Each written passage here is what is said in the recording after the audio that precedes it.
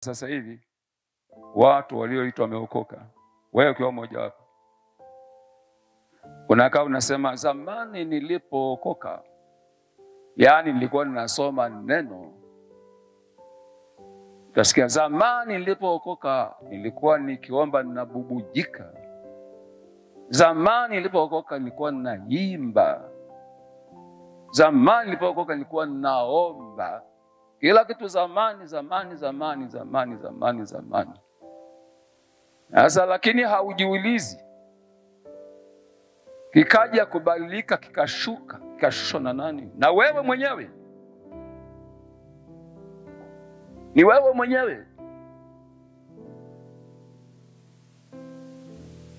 Na mpaka leo tunavyozungumza hapa, jaza watu hapa milioni ya watu waliokoka miaka 5, 10, 20, 30 nyuma. Waambie Yesu anakuja, wewe utaongea tu.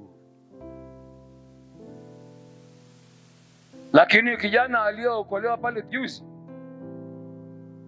nikisimama hapa nikasema kijana jiandae, Yesu yuko karibu kuja. Yaani leo atakosa usingizi, nikulia tu, nikulia na kuhangaika tu. Nifanyeje?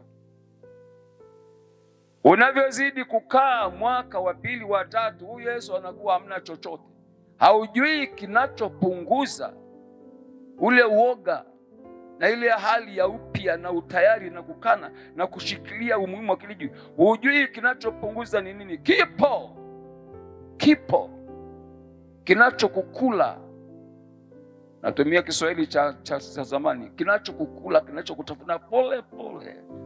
Mae kuona nguo, hii nguo yangu hivi ndio gani? Wewe nunua nguo.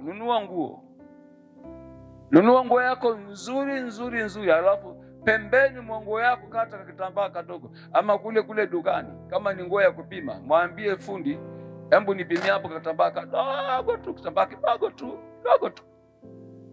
kidogo tu kuliko hata anjifu. Nenda nyumbani. Sasa unanunua nguo na kitambaa kadogo, jora kitambaa kadogo, jora la hilo nguo. Nenda chukua kale kitambaa, weka sandukuni. Vaa nguo yako kwa miezi 6 au mwaka au miaka 2.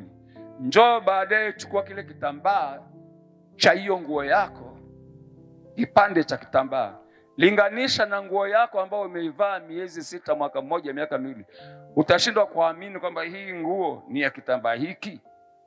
Imepauka, imekuwa kitu ambacho si. Ndivyo wokovu unavyopauka. Ndio maana hili neno, tutapataje kupona tusipojali? Ndio maana hilo neno.